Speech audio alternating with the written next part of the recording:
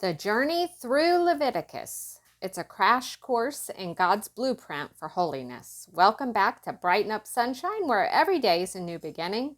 And today we are diving into one of the Bible's most misunderstood books. We're talking about Leviticus. It's often skipped or skimmed right over.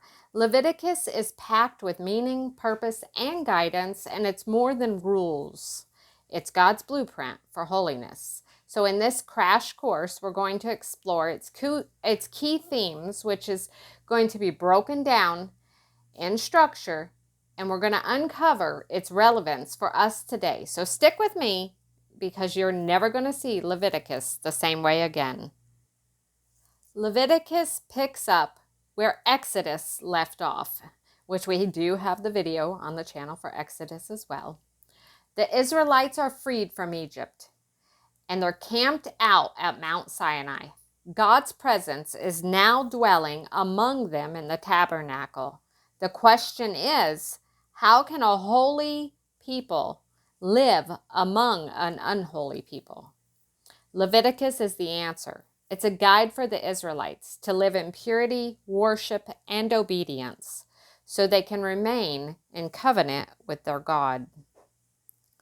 Let's cover some key themes in Leviticus. Holiness. The word holy appears over 80 times in this book, Leviticus. God calls his people to be set apart, different from their surrounding nations. And the key verse we'll look at is Leviticus 19:2. Be holy, because I, the Lord your God, am holy. Holiness is not just about rituals. It's about how we live, worship, and treat others. Sacrifice. The sacrifice system is central to Leviticus. It shows the cost of sin and the path to reconciliation with God. Why it matters? These sacrifices point forward to Jesus, the ultimate sacrifice, who takes away the sin of the world. Then we look at clean and unclean. The laws about clean and unclean things teach Israel about purity and God's holiness. Its practical insights in the laws remind us to approach God with reverence and intentionality. God's presence. See, the tabernacle is where heaven meets earth, and Leviticus ensures the Israelites can stay in fellowship with God. Let us talk about the structures of Leviticus. Leviticus is neatly organized into 3 sections, kind of like a sandwich. Think of a sandwich with holiness as the filling. Chapters 1 through 7 are sacrifice laws, instructions for offering burnt, grains, peace, sin, and guilt offerings. Each offering will represent a different aspect of worship: thanksgiving, atonement, or fellowship. These are the instructions for the burnt offerings. Chapters 8 through 10 are going to talk about the priestly instructions. See, Aaron and his sons are ordained as priests. They serve as mediators between God and the people. The lesson: we need someone to stand between us and God. Jesus fulfilled this lesson perfectly. Chapters 11 to 15 are the laws of purity, rules about food and about health, and cleanliness will show how to live in God's presence daily. And then let's take a look at chapter 16, the Day of Atonement, the heart of Leviticus. See, once a year, the high priest enters the Holy of Holies to atone for the nation's sins. This foreshadows the point directly to Jesus as our ultimate high priest. Chapters 17 to 27 we will call the Holiness Code. They're laws about moral conduct, laws about justice, and laws about worship.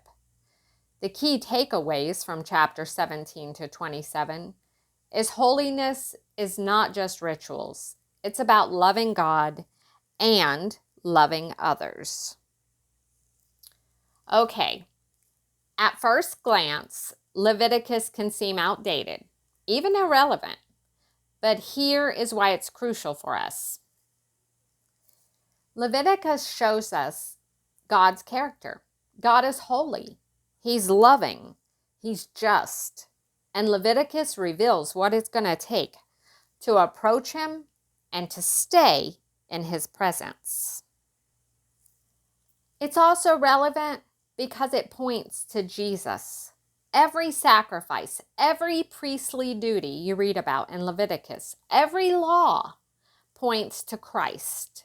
See, Jesus fulfills the law perfectly, offering us direct access to God. Leviticus will also teach us how to live set apart. In a world full of distractions, now unlike any time before, Leviticus reminds us to honor God in our daily choices, our relationships, and our worship. Here are some key verses to remember. Leviticus 17:11. For the life of a creature is in its blood, and I have given it to you to make atonement for yourselves on the altar.